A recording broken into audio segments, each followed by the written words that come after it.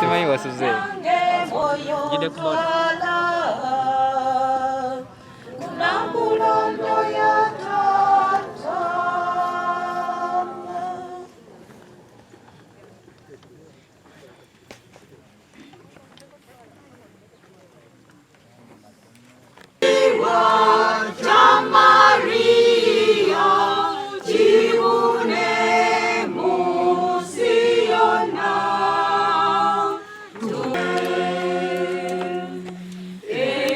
Vivian,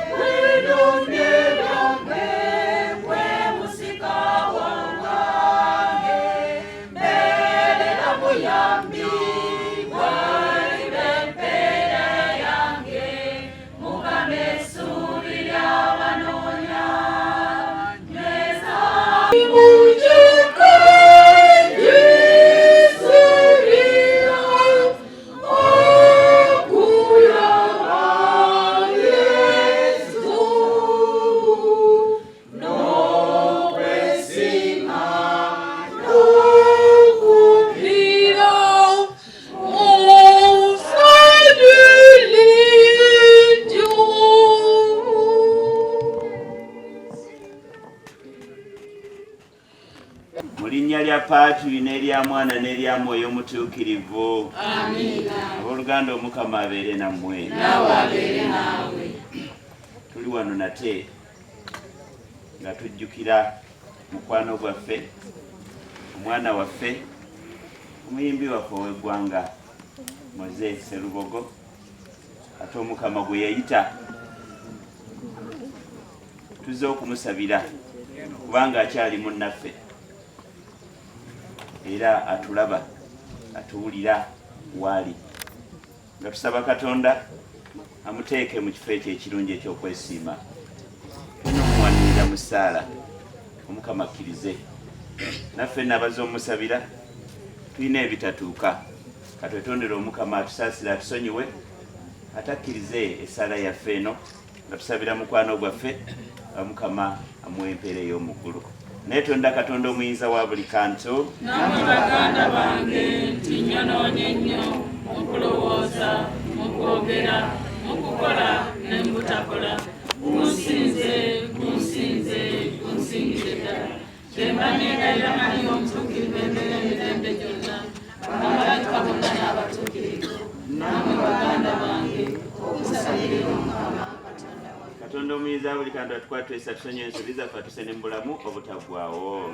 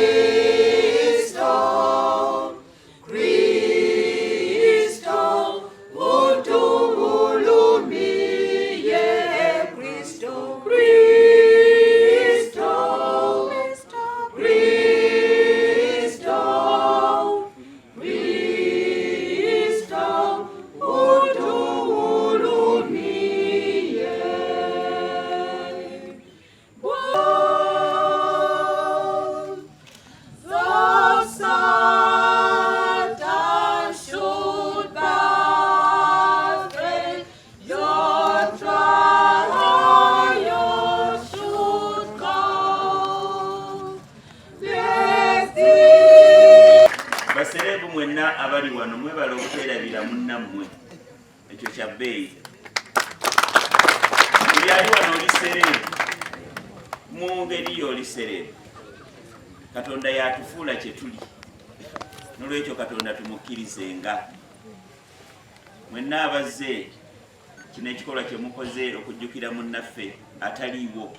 Muganda agamba nti ataliiwo taggwirwa muti. Naye mwe mubaddewo kulwa munnammwe wadde nga tekyali nammwe naye ate nga mukukkiriza ali naffe.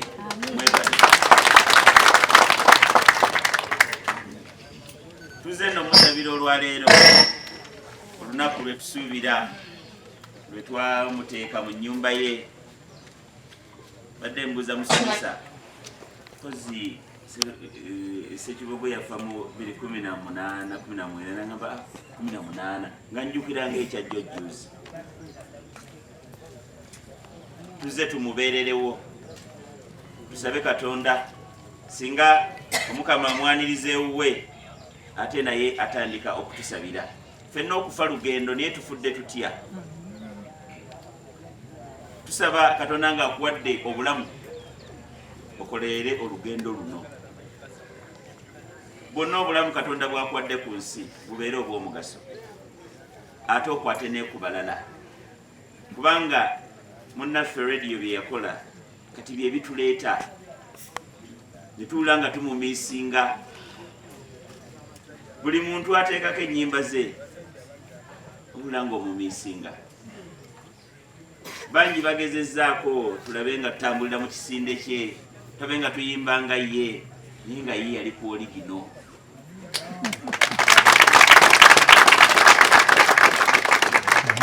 Yajja bibye n'abeera ku oligino, bangi ne tumulabirako, bangi ne tumwagala. Era tusaba Katonda nti ekyo kye yatuwa kye yamuteekamu ate amuwa empeera ey'omuggulu.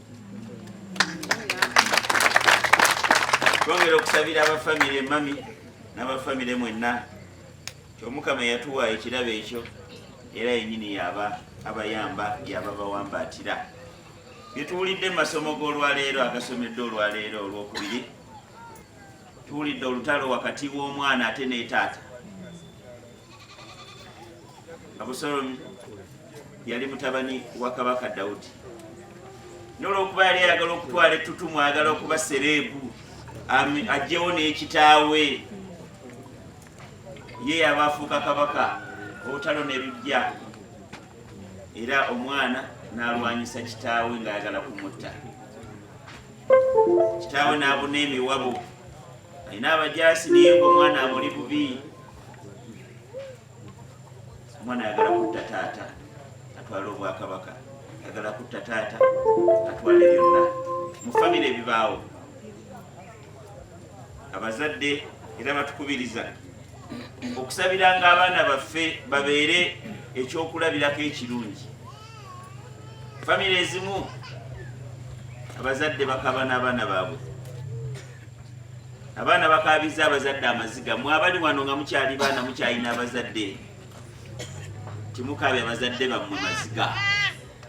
Ono omuvubuka yakaabya kitaawe amaziga, namubunya emiwaba ayagala kumutta, yafuuke kabaka. Naye ebya Katonda bizibu, oyagala kino Katonda ateekateeka kirala. Yali ali mu lutalo olwo anoonya kitaawe wawaali we yeekukumye. Mu kudduka ku nsolo gye yaliko emisinde emingi newagamira, kati ye n'awagamira n'alengejja ku matabi. Abaamulaba ne bamukuba amafumu n'afa. Ne bwe bajja okubuulira taata nti omwana we afudde, ate taata yadda mu maziga. Era omukwano gw'omuzadde, omuzadde yagamba nti kale singa nze nfudde omwana wange n'abeerawo. Tusabire bazadde baffe, ng'okyalina abazadde sabira bazadde bo, ate omuzadde ng'okyalina abaana sabira abaana bo. Tusabire abaana baffe babeere n'omulamwa ku nsi. Waliwo bye tukola ku nsi nga tokyalina mulamwa. Tusabire abaana baffe babe n'omulamwa ku nsi. Ate abaana musabire abazadde bammwe babeere abazadde abalungi, babeere abazadde abalungi. Evanjiri tugiwulidde, Yezu bamuyise, oli alina muwala we mulwadde myaka 12 ku lwa sinagooga, ne bamugamba nti noonya Yezu waali, omusabe ajja asabire ku mwana wo. Yezu bamutuuseeko n'agamba tugende. Naye abadde ali mu kkubo agenda, tuwulidde ekibaddewo. Bwe tuba tutambula ebitugwako bingi mu kkubo nga tutambula, tubula ng'olina okwekwasa Katonda ng'otambula. Gy'ogenda olugendo lwonna weekwase Katonda ne Mukama tambula nange, Mukama tambula nange. Nsuubira ne redi akayimbako yakayimbako, Mukama tambula nange. Mu kkubo gye tutambulira ebyenjawulo bijja. Neezo abadde atambula ali mu kkubo ne wabaawo omukyala eyamusinkana. Omukyala alina ekirwadde, buli omu alina ekikye, buli omu alina ebibye, buli omu olina bye weetisse. Omukyala alina ekirwadde emyaka 12 ekyekikulukuto, naye batugambye yagenda mu malwaliro ag'enjawulo, agenze ku basawo ab'enjawulo, kirwadde kyeyongera bweyongezi. N'abita n'agamba kati kanninde kufa. Naye abaali awo ne bamugamba naye bw'onoolaba Yesu n'oyogerako naye n'akusabirako ojja kuwona. Kati omukyala n'alinda, Yesu anaamusangawa, Yesu anaayitawo ddi. Naye ku olwo nti Yesu yali ayita, omukyala n'agamba kakubye, kati nga bw'agenda okuyita ano kati ngenda mubuulira ebyange. Naye omukyala agenza okulaba nga abaweekera Yesu bayitirivu, talina waayisa kigere kumutuukako kumubuulira bibye, talina waayisa kigere kumubuulira bibye. N'agamba nkole ntya? N'agamba mu mutima gwe, n'agamba oba nnemereddwa kati kale kannoonye we nnakwatira ku kyambalo kye kyokka kinammala, kannoonye we nkwatira ku kyambalo kye kinammala. Oba okumutuukirira okumubuulira ensonga zange kiganye, kannoonye we nkwatira ku kyambalo kye. Nga talina waayisa kigere. Batugamba n'awaganya mu bantu awo nga buli gutuwanyi totusindika nga bamusindiikiriza eri, ye ng'alina missoni, alina ekimuluma. Naye bwe yawaganya n'akoonako ku kyambalo kya Yesu n'agamba kiwe. Batugamba nti amangu ago ekikulukuto ne kiwona. Naye bwe kyawona, era bwe yamala omukwatako tiyeeyongerayo, ekyo ekyali kimututte. Kyava Yesu ayimirira n'alekera okutambula, n'abakyukira n'agamba ani ankutte ku kyambalo kyange? Bonna abaali naye ne bamugamba ye Mukama waffe naawe olima. Olaba abantu bakusindiikiriza abantu bangi, n'obuuza nti ani akutteko? Ffenna tukutteko. Naye waliwo eyamukwatako n'ekigendererwa, waliwo eyamukwatako n'ekigendererwa. Bw'olina ekigendererwa gwali wano. Yesu yamukwatako n'ekigendererwa omukyala oyo. Abamu tugenda bugenzi, abamu tusindiikiriza busindiikiriza, naye waliwo abajja n'ekigendererwa. Omukyala yajja n'ekigendererwa kye, ne bwe naakwatako obukwasi ku kyambalo kinaamala. Era Yesu yeemira n'abuuza ani ankutteko? Omukyala n'atya n'ajugumira n'amanya giwunye. Kyava wanika omukono, Mukama wange yenze. Yesu n'amugamba jangu. Banaye Katonda ng'akuwadde omukisa gwa bbeeyi. Bano abaamusindiikiriza, abatayagala abayise, Yesu bwe yagamba nti jangu, bonna ne beeyera. Omukyala n'ajja ne bamukoberera n'ekkubo, n'ajja ewali Yesu n'afukamira. Batugambye n'akwano gwabwe taliiwo. Naffe tubeerenga ye tumulabireko omukwano, tumulabireko omukwano eri abalala. Naye mukwano gwo tomubega mubezi, wabula beera omukwano ogwa nnamaddala. Twongere okusaba Katonda ayanirize omuweereza oyo Moze, ate amwe empeera ey'omugulu. Naffe nno Katonda ng'atuwadde ebirabo ebitone eby'enjawulo, tubikozese. Oluusi nenyaamu eggwanga lyaffe oba gavumenti yaffe, kubanga waliwo abantu abatadde ettaffaali eddene, waliwo abantu abadde ab'omulamwa mu gavumenti oba mu Uganda, naye ate bo gavumenti oluusi n'etebalaba.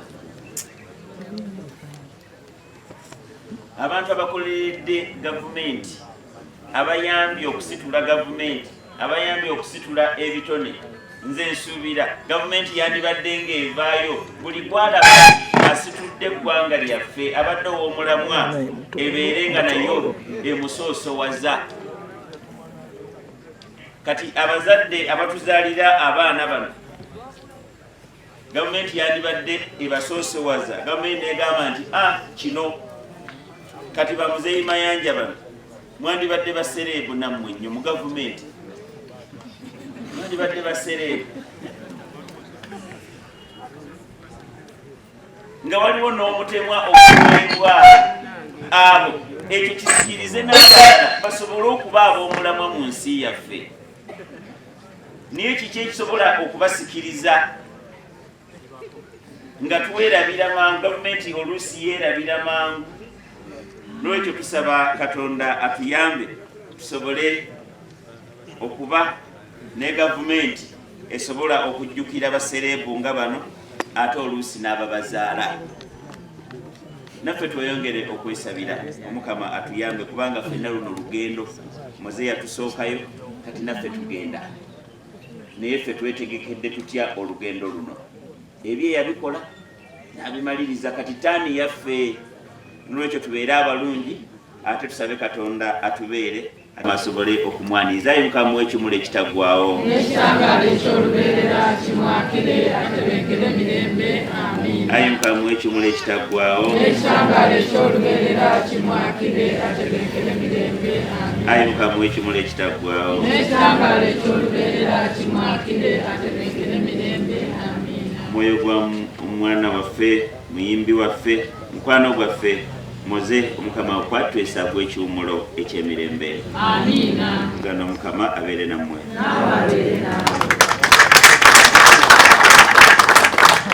Uganda abaagalwa tusiriikiriremu, ffenna tuzze kusabira Moses, Mukama amwanirize, akyali ku mitima gyaffe, tukyamwagalira ddala. Kino kyekikolwa kyekiraga nti tukyamwagala nga tumukwasa Katonda. Buli omu musaala eva ku mutima, Mukama musabe ayanirize omuweereza oyo era asobole omuwa empeera ey'eggulu.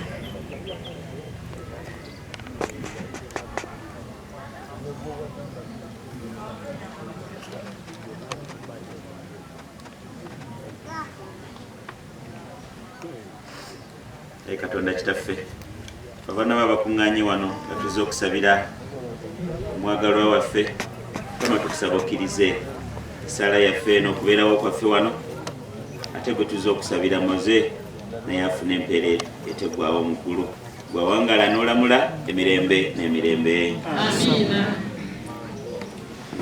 Abantu ba Katonda abaagalwa, tugenda okwongera essaala zaffe naddala eza ssekinnoomu, nga buli omu atoola kyalina addize Omukama ayongere okwesabira ye kennyini, ate n'okusabira emyoyo gy'abakadde baffe n'emikwano gyaffe abaatufaako.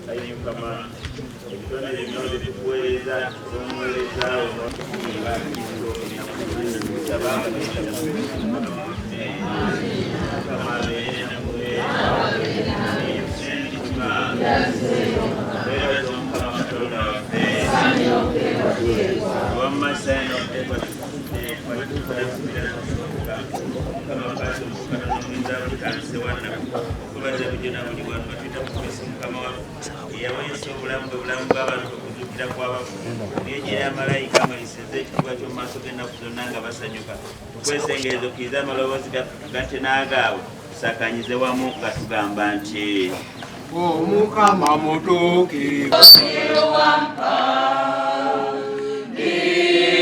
Kristo,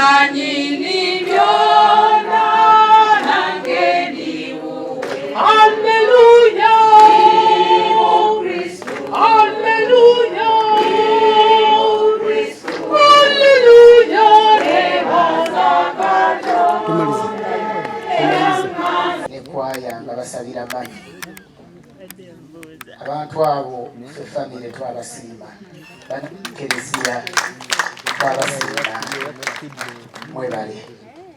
Nja kubasaba mwenna abagenyi ba Moses nti munzikirize ssebo Faaza, tukusaba ne kwaya ne famire ne maama waffe Maama Mayanja ne taata Mayanja, tugende tusooke tusabire Moses.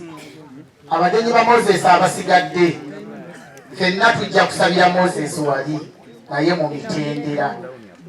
Nja kusooka mbasabe mukkirize church esooke egende ne maama Mayanja atuzaalirira baganda baffe Kamiliyoni Wizo, tuli naye ne taata era atuzaalira baganda baffe abo Muzeeyi Mayanja tuli naye. Nja kubasaba abawagizi ba Moses abalala tugumiikirizeeko nga bwe tuwuliza ku music wa Moses ekyaki esooke tutwale tusabire Moses. Oluvannyuma tugenda kukomawo wano tufune okwogera eri maama, eri mikwano gya Moses, eri n'abantu abalala bonna.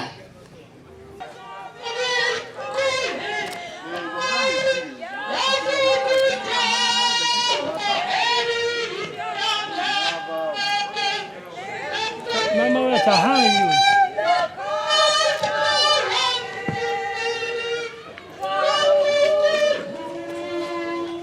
Azube badde ku point wakati ngenda kozesa bibyo byokuye.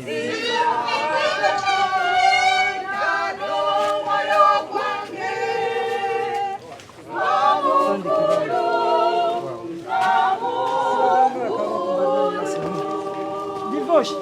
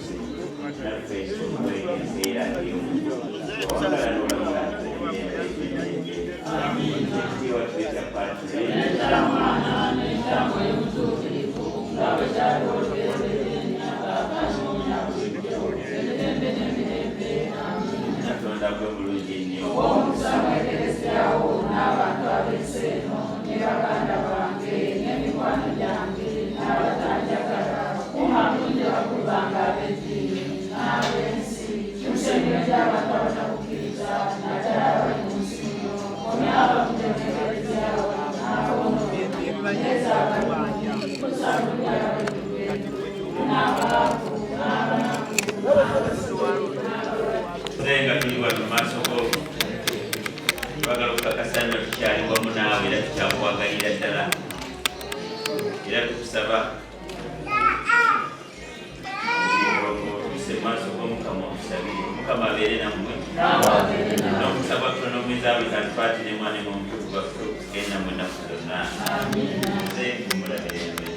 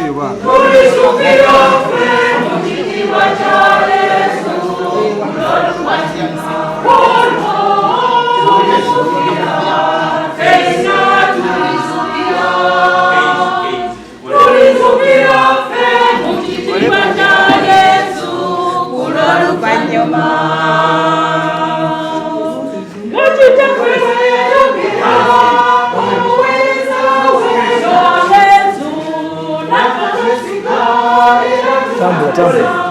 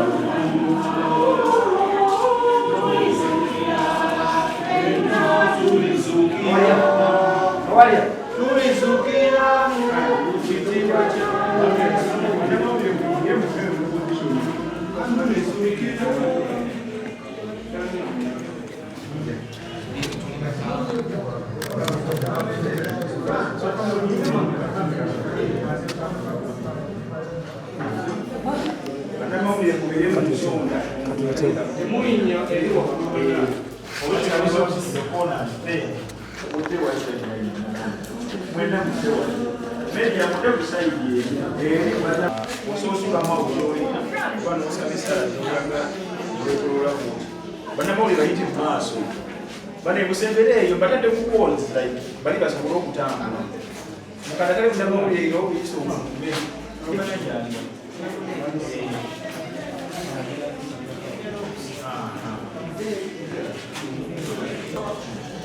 kimala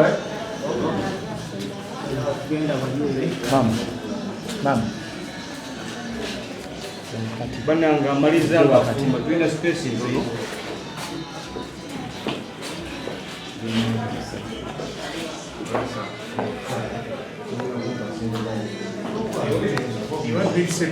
Tata tusabire sala eyawa bulu.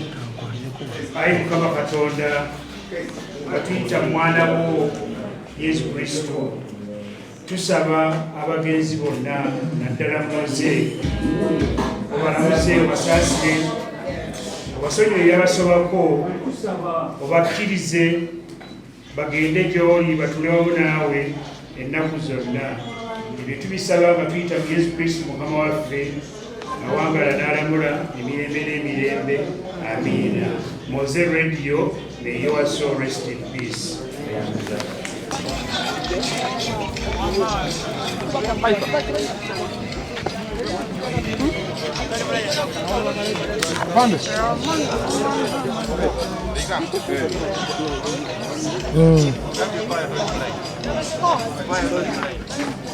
Abagenyi bange ate mbadde embeera biddolo.